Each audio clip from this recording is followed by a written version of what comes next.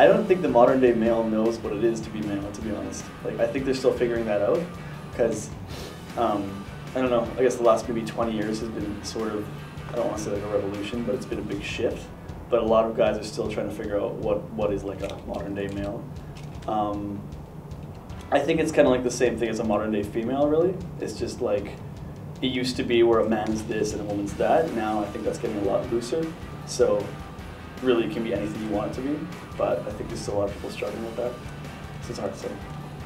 The 2002 campaign for Axe was fantastic. I mean, you know, they started in 1983 from Europe. They came into North America and they came in with a bang. They really brought a sensibility. It's what's called the Mook sensibility, which is the same guy that reads Maxim.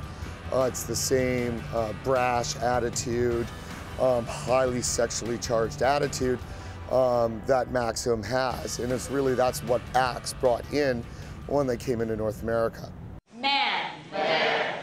Woman. Woman. Cat. Cat. Dog. Dog. Bound chicka wow wow.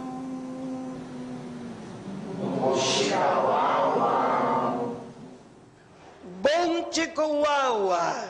Chica bon ah wow. We've improved all the fragrances. New Axe now with added.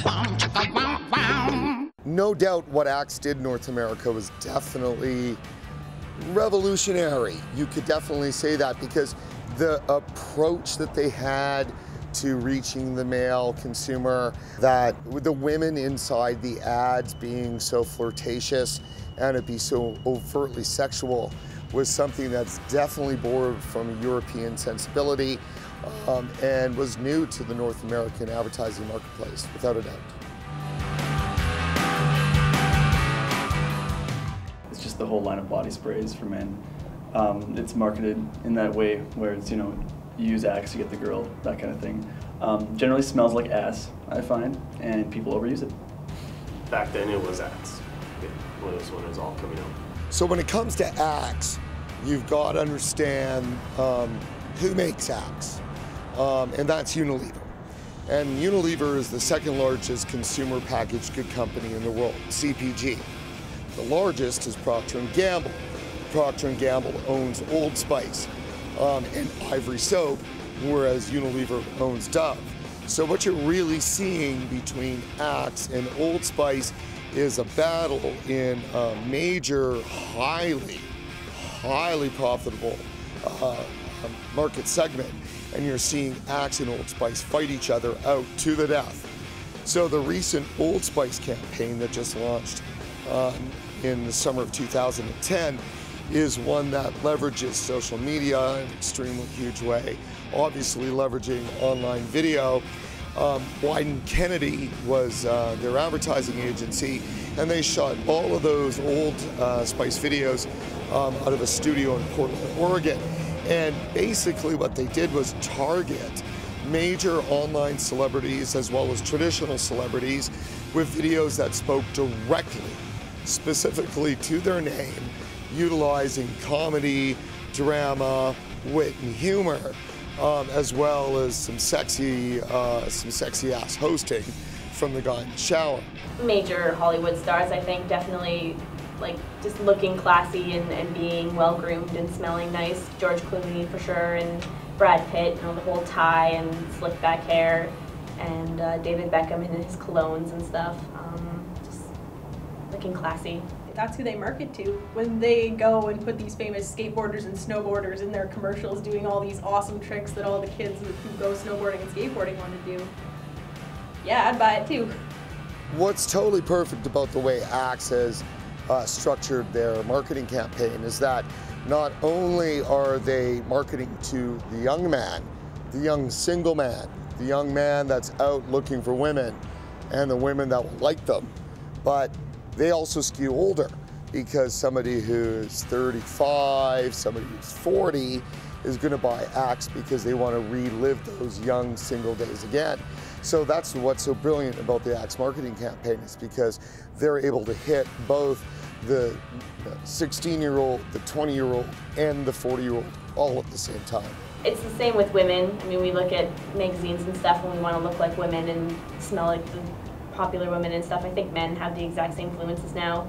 Definitely to look good, to smell good, to be attractive to women, and scent definitely helps that, and there's lots of variety now to do that. So Axe kind of opened the door, it seemed like, and a lot more variation. I think a lot of people, though, go for brand name despite whether or not it really works. They'll still spend $20 on it because it's this brand or it's got that sort of prestige around it. Definitely seen people do that. Men, now that they see all these consumer products that are made for them, feel the need to buy them. I don't really feel that most of them need to, unless it's a razor and maybe some aftershave. That's about it. Well, I'm 40 years old and I've been, in the marketing business since 1988. And one of the things that, I've noticed the most when it comes to marketing for males and the products, the consumer packaged good products that are available, is that, 15, 20 years ago, men wouldn't be comfortable buying a shower gel that was specifically targeted to them. Men wouldn't be happy or comfortable at all buying, a skin scrub for your showers that's marketed just for them. So these are fundamentally different products that are fundamentally differently targeted for fundamentally different demographic. And it really is the new kind of man, one that's not afraid of showing a sensitive side, using products that help them make them look prettier and make them smell better. Of course, as long as it gets the woman. I think that guys have always been conscious of the way they look. It's just encouraged more now. So yeah, they have like a much wider, broad range of things that you could purchase, and obviously more people will be getting into that and acknowledging it. I think it's fine. It's good to have variety, good to switch up your scent too. Women do it. I switch between scents. And just from a marketing point of view, I mean, everybody puts out what they can to compete with everyone else. So, and it's definitely a big market to smell good. So I think it's fine. I think it's probably good. There's definitely no excuse for men not to smell good. It's more accepted for a man to be well-groomed and stuff now instead of, back in the day it might not have been as manly to do it, and, probably media influencing it and just people becoming more comfortable with it. There are two things going on with the Axe campaigns. One of them, of course, is that they're completely tying into sexuality, which, runs across, so much of our media, fashion, music, and culture. The other thing that they've really done is really trailblazed a kind of new hipness, a wry sensibility in terms of the wit that they have in the ads, which was not common in North American advertising until Axe came. And that certainly is because the brand started in Europe.